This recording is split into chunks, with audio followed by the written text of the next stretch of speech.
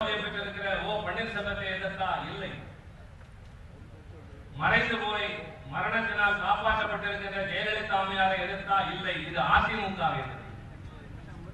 அதிமுக என்கிற கட்சி கொள்கையற்ற ஒரு கூடாரம். அது ஆட்சி நடத்துகிற போதெல்லாம் மக்கள் விரோத ஆட்சி மட்டுமே தான் நடந்திருக்கிறது. விவசாயிகளுக்கு விரோதமாக, மாணவர்களின் நலன் பேணாத, தொழிலாளர்களுடைய உரிமைகளை பறிக்கின்ற, பத்திரிகையாளர்களை மதிக்காத, சட்டமன்ற ஜனநாயகத்தை புறந்தள்ளிவிட்டு பொதுமக்களை பொதுக்கூட்டத்திலே சந்திக்காமல் ஆட்சி நடத்திய அற்புதம் அம்மையார் ஜெயலலிதா ஆட்சி காலத்தில் நடந்தது. மறந்து விடாதீர்கள். இப்போது உச்சநீதிமன்றத்திலே வந்திருக்கிற தீர்ப்பு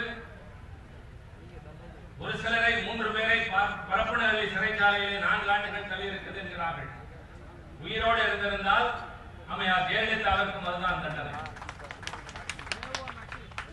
10 ஆண்டுகள் தேர்தலிலே போட்டியிட முடியாது என்ற ஒரு தீர்ப்பு வந்திருக்கின்றது. கடந்த முறை கர்நாடகத்திலே குன்ஹா அளித்த தீர்ப்பிலே அந்த அம்மையார் பதவியில் இருந்து விலகி இடைக்கால முதலமைச்சர் இப்போது இருந்திருப்பார். மறுபடியும் அவர்களுக்கு வேறு யாராவது வந்திருப்பார். ஆக இதுவா தமிழ்நாட்டின் தலையெழுத்து? எனக்கு முன்னாலே உரையாற்றிய சில பேர் வரிசையாக எடுத்து சொன்னார்களே, யார் யாரெல்லாம் தமிழ்நாட்டின் முதலமைச்சர் பொறுப்பில் உட்கார்ந்து இருந்தார்கள் என்று.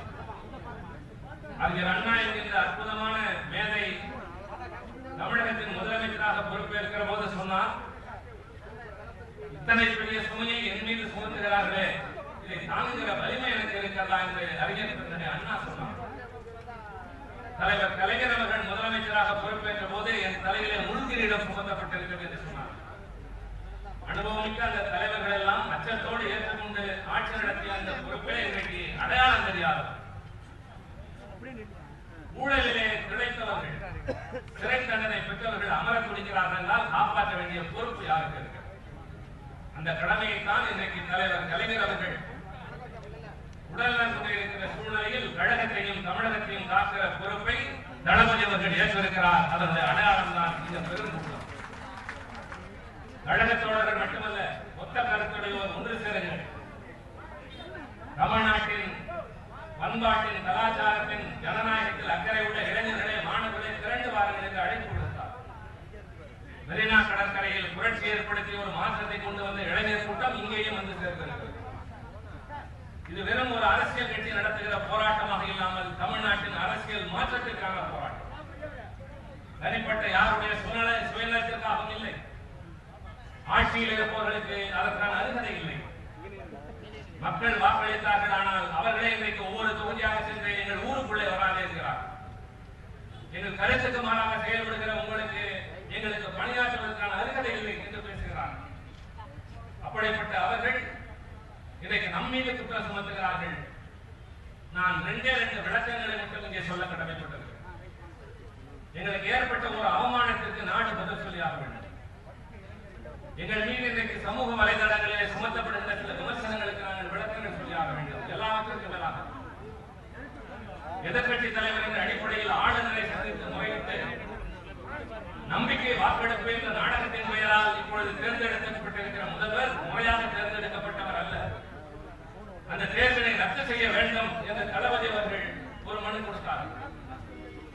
எங்களுக்கு எதிர் விளைவுகள், எதிர்பார்த்த விளைவுகள் நடக்குமா நடக்காதா என்ற சூழ்நிலையில் தான் அரசியல் சட்டத்தின் உச்சகட்ட அதிகாரமாக இருக்கிற குடியரசுத் தலைவரை நாளை தளபதி அவர்கள் டெல்லி சென்று சந்திக்க இருக்கிறார்.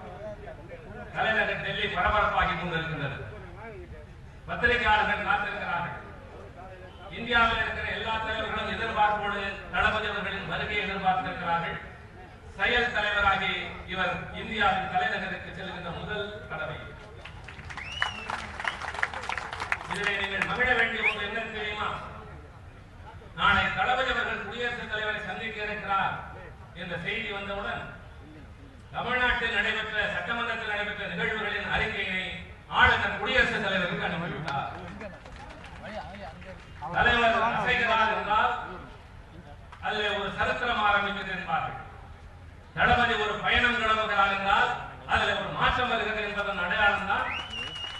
நாளை குடியரசுத் தலைவரை பார்க்க போகிற போது ஆளுநர் என்ன அறிக்கையை தந்தார் என்று அவர் கேட்பதற்கு முன்பாகவே இவர் அனுப்பியிருக்கிறார். இதுதான் அரசியல் கட்சியினுடைய இலக்கணம். இதுதான் அரசியல் கட்சி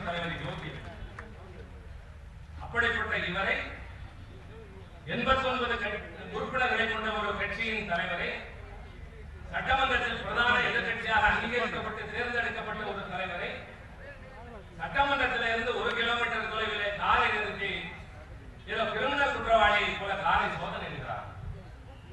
உங்கள் கார் இதற்கு மேல் செல்லாது என்று சொல்கிறார்கள். இதற்கு மேல் ஜனநாயகத்திற்கு எந்த இடத்திலும் அலங்கோலம் நடந்ததாக எங்களுக்கு தெரிந்து, நான் நாடாளுமன்றத்தில் இருக்கிறோம். ஜனநாயகத்தை காக்கின்ற உயர்ந்த மன்றங்களில் அது உண்டு. எதிர்கட்சி தலைவருக்கு என்ன மரியாதை என்பதை கண்கூடாக பார்த்திருக்கிறோம். அமைச்சர் ஒருவர் பேசுகிற போது கூட எதிர்கட்சி தலைவர் எழுந்து நிற்பாரானால் உடனே அமைச்சரை அமர சொல்லிதான் அவையின் தலைவர் சொல்வாரே தவிர, எதிர்கட்சி தலைவரின் கருத்தை கேட்டுவிட்டு பின்னர் அமைச்சர் விளக்கம் சொல்லட்டும் என்ற மாண்பு அங்கே இருக்கின்றது. ஆனால் இங்கே நடப்பது காரை சோதனை எழுகின்றார்கள். இன்னும் ஆயுதம் கடத்தல் செய்கிறார்களா? அப்படி ஆயுதத்தை மறைத்துக் கொண்டு போய் கழகம் செய்ய வேண்டிய நிலையிலாம் கழகம் இருக்கின்றது. அவசியமே இல்லை. எங்களுக்கு பின்னால் மக்கள் கூட்டம் இருக்கிறது.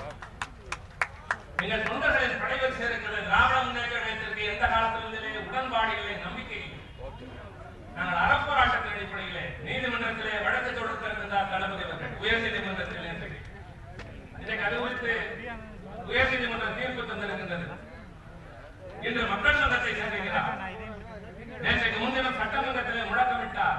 நாளை குடியரசுத் தலைவரை சந்திக்க இருக்கிறார்கள். இதுதான் முறையாக நாங்கள் நடந்து செல்வோம்.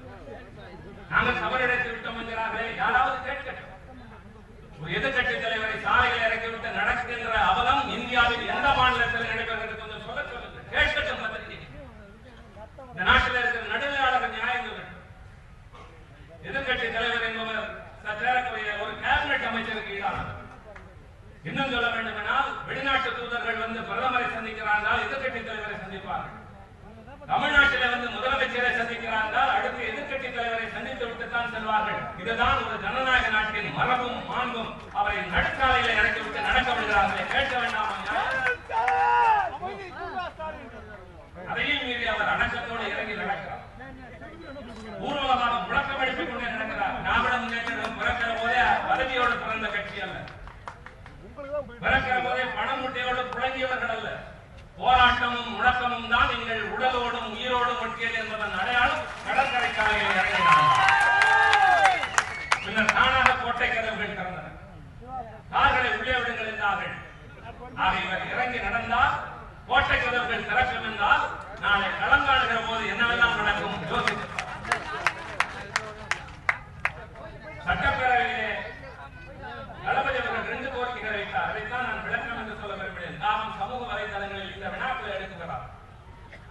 15 நாட்கள் அவகாசம் ஆளுநர் கொடுத்த போது இவ்வளவு பெரிய இடைவெளி ஏன் என்று கேட்ட நீங்கள் மறுநாள் ஏன் ஒத்திவைக்க வேண்டும் என்று கேட்டீர்கள். இது முரண்பாடு அல்லவா என்று கேட்கிறார். இது முரண்பாடு அல்ல, எந்த சூழ்நிலையில் கேட்டார் என்பதுதான் முக்கியம். சட்டப்பேரவையின் உறுப்பினர்கள் சுதந்திரமாக வந்து வாக்களிக்க முடியாமல் ஒரு ரிசார்ட்டிலே அடைத்து வைக்கப்படுகின்றார்கள். அவர்களுடைய தொலைபேசி அலைவெளி அல்லது செல்லிட பேசி விரும்பியவர்களோடு பேச முடியாத நிலை இருக்கின்றது. பத்திரிகையாளர்களுக்கு அவர்களோடு பேசுவதற்கான அனுமதி மறுக்கப்படுகிறது. அங்கிருந்து வாகனங்களிலே அமைச்சர்கள் வாகனங்களிலே பத்திரமாக கொண்டு வரப்படுகின்றார்கள். நான் வார்த்தைகளை கவனமாக பயன்படுத்துகிறேன். இரவை போல என்னால் பேச அமைச்சர்களின் காரில் பத்திரமாக கொண்டு வரப்படுகின்றார்கள். உள்ளே கொண்டு வந்து வைத்து அவை ஒத்தி வைக்கப்படுகின்ற நேரங்களிலே கூட எழுந்து வெளியே செல்ல முடியாமல் ஒருவருக்கு ஒருவர் பேசிக் கொள்ள முடியாமல் வாக்கு திசையிலே பார்க்கிற அளவுக்கு உட்கார வைக்கப்பட்டிருக்கும் போதுதான் இவர்கள் மிரட்டி கொண்டு வரப்பட்டிருக்கிறார்கள் என்ற உண்மை புரிகிறது. ஒரு எதிர்கட்சி தலைவர் என்ற பொறுப்புணர்ச்சியோடு ஒரு சட்டப்பேரவை உறுப்பினர் சுதந்திரமாக தன்னுடைய கருத்துக்களை பதிவு செய்ய வேண்டும் என்றால் மறைமுகமாக வாக்களிக்கிற உரிமையில் ரகசிய வாக்கெடுப்பு நடத்துங்கள் என்றால் அவர்கள் யாருக்கும் அஞ்சாமல் நாம் யாருக்கு வாக்களிக்கிறோம் என்று தெரியாமலே அளிக்கலாம் என்ற தைரியத்தோடு அளிப்பார்கள் என்பது நாங்கள் வைத்த முதல் கோரிக்கை. அதற்கு சாத்தியமில்லை என்றால் ஒத்திவைத்து விட்டு பின்னர் இன்னொரு நாளில் நடத்துங்கள், அதற்குள்ளாக நிலைமை மாறும் என்று குரல் கொடுத்ததை ஒத்துக்கொள்ள முடியாத ஒரு சபாநாயகர். அந்த சபாநாயகர் மறுக்கிறார். அவர் யார் தெரியுமா? 1988 ஜெயலலிதா ஞானகேணி பிரச்சனை சட்டமன்றத்தில் இருந்த போது அப்பொழுது அவையின் தலைவராக இருந்த பி.எஸ். பாண்டியனிடம் சென்று ரகசிய வாக்கெடுப்பு வையுங்கள் என்று கோரிக்கை கொடுத்து அன்றைய சட்டமன்ற உறுப்பினர் தனபால் உங்களுக்கு என்றால் ரத்தம், மற்றவர்களுக்கு என்றால் தக்காளியா?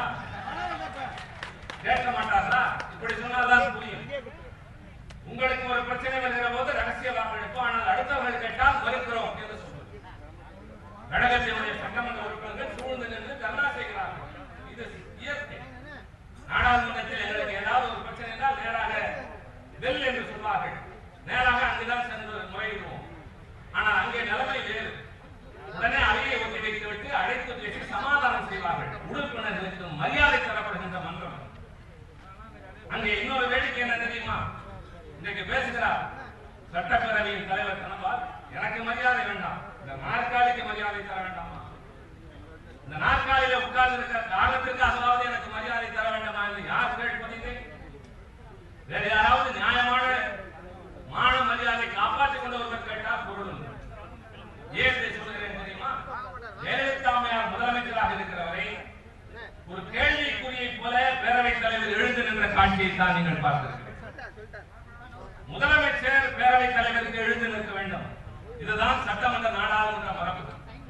பேரவைத் தலைவர் எவருக்காகவும் எழுந்து நிற்கக்கூடாது. இது விதி என்பதும் அவருக்கு மறந்து நாடாளுமன்றத்திலே 1984 பின்னால் பெரும்பான்மையோடு வெற்றி பெற்றிருக்கிற பிரதமராக இருக்கிற நரேந்திர மோடி உள்ளே வந்தால் அவையின் தலைவர் நிமிர்ந்து பார்ப்பது மட்டும்தான். ஆனால் அதே நேரத்தில் அவர் முன்னதாக வந்து உட்கார்ந்திருந்தால் அவையின் தலைவர் வந்தால் பிரதமர் எழுந்து வணக்கம் சொல்ல வேண்டும். இதுதான் அங்கே இருக்கிற குடியரசுத் துணைத் தலைவர் எங்கள் அவையின் தலைவர், அங்கே தேர்ந்தெடுக்கப்பட்ட சபாநாயகர். மாநிலங்களவையிலே துணைத் தலைவர் நான் சாதாரணமான உறுப்பினர். சாதாரணமான நாங்கள் அந்த இடத்துல உட்கார்ந்து இருந்தால் கூட பிரதமராக இருந்தாலும் எழுந்து நிற்க வேண்டும் என்பதுதான் நாடாளுமன்றத்தில் இருக்கிற நிலைமை. ஆனால் இங்கே ஜெயலலிதா அம்மையார் வந்த போதெல்லாம் தனபால் அவர்கள் அந்த நாற்காலிலிருந்து ஒதுங்கி வந்து நின்று குனிந்து நின்று கும்பிட்ட கொடுமையை தமிழ்நாடு பார்த்ததா இல்லையா? அதை அந்த அம்மையார் ரசித்தாரா இல்லையா? இன்றைக்கு நாற்காலிக்கு மரியாதை கேட்கிறார். சில பேர் சொல்கிறார் சபாநாயகர் நாற்காலியிலே திமுக உறுப்பினர் 2 பேர் உட்கார்ந்தார்கள் சரியா என்று கேட்கிறார். ஆள் இல்லாத நேரத்தில் சபை நடக்காத நேரத்தில் உட்கார்ந்தது குற்றம் என்று சொல்கிறேன். அது நியாயம் என்று வாதிடவில்லை. எங்கள் தளபதியின் பெருந்தன்மை மறுநிமிடமே சபாநாயகருடைய அறைக்கு சென்று அதற்காக வருத்தம் தெரிவித்து வந்த பெருந்தன்மை எங்கள் கட்சியின் செயல் தலைவருக்கு உண்டு. இங்க இருக்கிற காட்சி ஊடகம், அச்சு ஊடகம், நியாயவான்கள் எல்லோரையும் கேட்கிறேன். நம்ம ஜெயலலிதா முதலமைச்சராக அவையில் உறுப்பினராக இல்லாத சசிகலா அம்மையார் உள்ளே அடித்து வந்து துணை சபாநாயகர் நாற்காலியில் உட்கார வைத்ததை பார்த்துக் கொண்டுதான் இருந்தது நாடு. கண்டிக்கவில்லையே, கேட்கவில்லையே. அப்பொழுது வேடிக்கை பார்த்தவர்கள் இன்றைக்கு ஆளுநர் இடத்தில் உட்கார்ந்ததை கண்டிக்கிறார்கள். அதற்கும் மன்னிப்பு கேட்கிற பெருந்தன்மை அவர்கள். எல்லாவற்றிற்கும் மேலாக கடைசி அஸ்திரத்தில் வருகிறார். நான் அருந்ததியர் வகுப்பை சார்ந்தவர், ஒடுக்கப்பட்ட பிரிவை சார்ந்தவர் என்பதற்காக இருக்கிறார். யாரை பார்த்து என்ன குற்றச்சாட்டு? திராவிட முன்னேற்றம், அதனுடைய தாய் கழகமான திராவிட கழகம், இதனுடைய உழைப்பும் பயனும் நோக்கமும் அத்தனையும் ஒதுக்கப்பட்ட ஒடுக்கப்பட்ட ஆதி திராவிட மக்களுக்காக என்பதை தமிழ்நாட்டின் உயர்நீதிமன்றத்திலே முதலாக தாழ்த்தப்பட்ட இடத்தை சார்ந்த வரதராஜன் என்பவரை உட்கார வைத்த சரித்திரம் எங்கள் தலைவர் கலைஞருக்கு சார்ந்தது. குடியரசுத் தலைவராக ஆர் வெங்கட்ராமன் வந்து தமிழ்நாட்டில் இறங்குகிற போதெல்லாம் அவரை வரவேற்க வேண்டிய புரோட்டோகால் அமைச்சர் என்ற பொறுப்பிலே நிரந்தரமாக தலைவர் வைத்திருந்தது தங்கவேலு என்ற ஆதி திராவிட இடத்தை சார்ந்தது. ஏன் தெரியுமா? வெங்கட்ராமன் வந்து தமிழ்நாட்டில் கால் வைக்கிற போது குலுக்குகிற முதல் கை ஒரு ஆதி திராவிடன் கையாக இருக்க வேண்டும். இப்பொழுது தலைமையேற்ற இடத்தில் தளபதி, அதனால அவர் மீது குற்றச்சாட்டு. நான் சொல்கிறேன், இவர் மட்டும் என்று எனக்கு இப்பொழுதுதான் அரசியல் என்று யார் யாரும் வந்து குதிக்கிறார்கள். வாய்ப்பு கிடைத்து பெரிய பொறுப்பு, யாரோ இறந்து போனதால் ஒரு பெரிய பொறுப்பு, யாரோ சிறைக்கு போனதால் ஒரு பொறுப்பு என்று வந்தவர் அல்ல. 45 ஆண்டுகள் அரசியல் பின்னணியிலே உழைத்து அடிபட்டு தியாகம் செய்து ஊர்வலாக சுற்றி தமிழ்நாட்டில் பறக்கிற கருப்பு சிவப்பு கொடிகளில் பாதி கலைஞர் என்கிறது மீதி தளபதி அவர்கள். ஒன்று தெரிந்து கொள்ளுங்கள், இன்னைக்கு தனபால் சொல்கிறாரே நான் ஆதி திராவிட பிரிவை சார்ந்தவன், அதுவும் அருந்ததியர் பிரிவை சார்ந்தவன், அதனால அவமானப்படுத்துகிறார்கள் என்று. அந்த அருந்ததியர் இனத்திற்கு 3% இடஒதுக்கீடு உண்டு என்ற சட்ட முன்வரவினை சட்டப்பேரவையிலே முன்மொழிந்து நிறைவேற்றியது தளபதி அவர்கள் என்பது அவருக்கு தெரியுமா? தலைவர்களுடைய அடிப்படை உணர்வு அந்த நேரத்தில்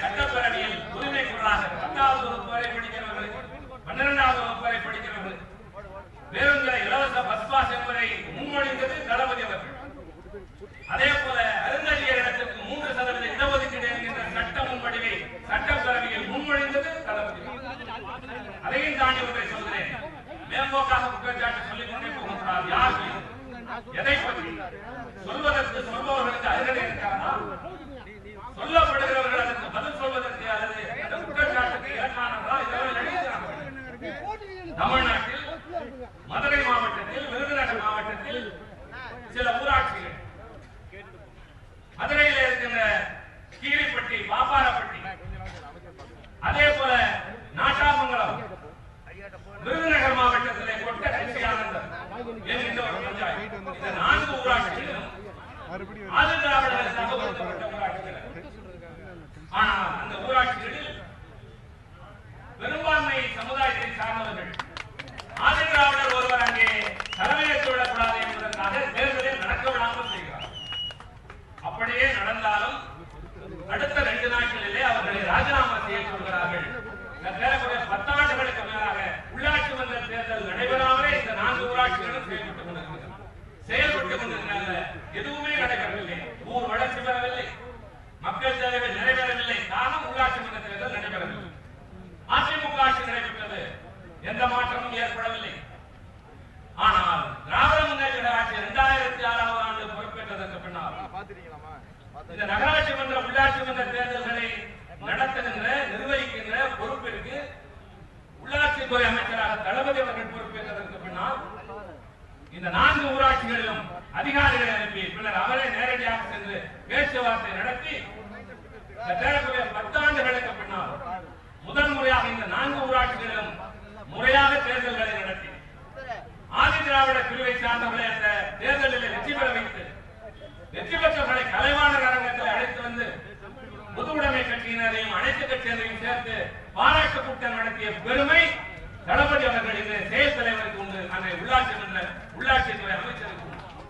நான் இதெல்லாம் சொல்வது எங்களை விமர்சிக்கிறார்கள் அவர்களுக்காக, விமர்சனத்தை உருவாக்க வேண்டும் என்பதற்காக அபாண்டமான குற்றச்சாட்டை கூறுகிறார்கள் பேரவைத் தலைவர் அவருக்காக. யாரை பார்த்து சொல்வதீர்கள்? பெரியாசனுடைய மனைவியையும் தங்கையும் கூட அவமானப்படுத்தி விட்டு ஆதிதிராவிடர்களுக்காக சிறைக்கிடப்படுகிறார். தலைவர் கலைஞர் செய்த சந்தித்த சோதனைகள், அதே வரிசையில் தளபதி அவர்கள் திராவிட முன்னேற்ற கழகத்தை சார்ந்த எங்கள் மீது குற்றச்சாட்டு சுமத்துகிறீர்கள். அருணாச்சலம் என்ற மத்திய அமைச்சர் ஆதிதிராவிட பிரிவை சார்ந்தவர் முதலமைச்சராக இருந்த ஜெயலலிதா அவர்கள் விமானத்தில் ஏறினார் என்பதற்காக ஒரு மத்திய கேபினெட் அமைச்சரை விமானத்தை விட்டு இறங்கி என்று சொன்ன கட்சியை சார்ந்தவர்கள் எங்களை பார்த்து பேசுவதா? இப்படியெல்லாம் பதில் சொல்ல வேண்டிய நிலைக்கு எங்களை ஆளாக்கிவிட்டீர்கள். ஜனநாயகம் படுகொலை செய்யப்படுகிறது. உயர் காவல்துறை அதிகாரிகள் உள்ளே நுழைவதற்கான அதிகாரம் இல்லாதவர்கள் சட்டமன்ற காவலர்களுடைய சீருடையிலே உள்ளே நுழைந்து தாக்குதல் நடத்துகிறார்கள். அதற்கான ஆதாரங்கள் இருக்கின்றன. இப்பொழுது தளபதி அவர்கள் தலைவரை போல கடிதம் எழுத ஆரம்பித்திருக்கிறார். அவரை போலவே இனி ஆதாரங்களோடு அடுக்கடுக்கான குற்றச்சாட்டுகள் வரும். பதில் சொல்ல வேண்டிய நிலையில் பல பேர் இருப்பார். காவல்துறை அதிகாரிகள் சட்டமன்றத்திற்கு வாருங்கள், சட்டமன்ற அதிகாரிகளுடைய சீருடைகளை அணிந்து கொள்ளுங்கள். எதற்காக? திமுக உறுப்பினர்களை வெளியேற்றுவதற்காக என்று சட்டசபையின் செயலாளர் பேரவையின் தலைவர் அறிவுறுத்தலின் பேரில் எழுதிய கடிதம் தளபதியிடம் இருக்கிறது. ஊருக்கு தெரியுமா? நாளை குடியரசுத் தலைவருக்கு தெரியும். அங்கிருந்து யாருக்கு ஓலை வர வேண்டுமோ அவர்களுக்கு வரும். விதிகள் பூரம் மீறப்பட்டிருக்கின்றன. சட்டப்பேரவையிலே காவலர்கள் நுழைந்து கண்மூடித்தனமாக தாக்கி இருக்கிறார்கள். இங்கே ஒரு தம்பி சொன்னான், உங்கள் சட்டை பொய்யா தெரிந்தது, எங்கள் இதய பொய்யாதவா? பெரிய புராணத்தில் சிவபெருமானின் முதுகிலே ஒரு புறம்படி உள்ளது. கூலி தொழிலாளியாக வந்து ஒரு ஏழை கிழவிக்காக மண் சுமந்துகிற போது ஒழுங்காக வேலை செய்யாத அவர் மீது பாண்டியன் புறம்பாக அடிப்பான். சிவபெருமானின் முதுகில் பட்ட அடி அந்த பாண்டிய மன்னன் முதுகிலே ஏற்படும். பாண்டிய நாட்டில் வாழ்கிற மக்கள், பறக்கின்ற பறவைகள், ஓடுகிற மிருகங்கள் எல்லாவற்றின் மீதும் அந்த அடிப்படும் என்பதை போல இவர் மீது விழுந்த அடி தமிழ்நாட்டில் இருக்கிற அத்தனை பேரும் மீது விழுந்த அடியாக இருக்கிறது. அதனால்தான் இந்த எழுச்சி. எங்கள் கட்சியை சார்ந்த 20 பேர் ரத்த கரையோடு வெளியே வந்தார். நாங்கள் களம் இருக்கிறோம், ரத்தம் சிந்தி இருக்கிறோம். ஆனால் யாரையும் ரத்தம் சிந்த வைத்ததில்லை. உயிரை தந்திருக்கிறோம், எவருடைய உயிரையும் எடுத்ததில்லை. திராவிட முன்னேற்ற என்பது அறப்போராட்டம் ஜனநாயக வழியிலே தானே தவிர வன்முறை என்பது எந்த காலத்தும் எங்கள் கையிலே நாங்கள் எடுத்ததை இல்லை. வன்முறை தவிர்த்து வறுமையை வெல்வோம், அதுதான் எங்கள் முழக்கம். அன்றைக்கும் அடிபட்டுத்தான் இருக்கணும். அவர்களால் அடிக்க முடியவில்லை என்பதற்காக ஆடலுக்கு அடித்தார்கள். நீங்கள் காவலர்களை வைத்துதானே அடிக்கிறீர்கள். நாங்கள் மக்களை கொண்டு இந்த ஆட்சியை மாற்றுகிறோம் என்பதன் அறைகூவலின் அடையாளமாக இந்த உண்ணாவிரதம் போராட்டம். ஆக இங்கு கூடியிருக்கிற மக்களுக்கு, இதை பார்த்துக் கொண்டிருப்பவர்களுக்கு, எங்களை சமூக தளங்களிலே விமர்சனம் செய்கிறவர்களுக்கு சொல்வது அபாண்டமாக குற்றச்சாட்டு சுமத்துகிறார்கள். ஒரு எதிர்கட்சி தலைவரை அவமானப்படுத்துகிறார்கள். நியாயமும் உரிமையும் கேட்ட எதிர்கட்சி உறுப்பினர்களை தூக்கி வெளியே வீசுகிறார்கள். இது ஜனநாயக நாடு என்று நாங்கள் நம்புகிறோம். இது மக்களால் ஆளப்படுகின்ற குடியரசு என்பது அரசியல் சட்டத்தோடு இயங்குகின்ற நாடு என்று நம்புகின்றோம் என்பதல்ல, உண்மையும் அதுதான். அதனால்தான் உச்ச நீதிமன்றம் இன்னைக்கு சில பேரை சிறைக்கு அனுப்பியிருக்கு. உயர் நீதிமன்றம் நல்ல தீர்ப்புகளை தந்து கொண்டிருக்கின்றது. அதே போல குடியரசுத் தலைவரும் நல்ல வழி காட்டுவார். தமிழகத்திற்கு விடிவு பிறக்கும். விரைவில் தேர்தல் களம் காணுவோம். உதயசூரியன் மீண்டும் உதிக்கட்டும், இருள் விலகட்டும், தளபதி முதல்வராகட்டும், நாடு செழிக்கட்டும். நன்றி.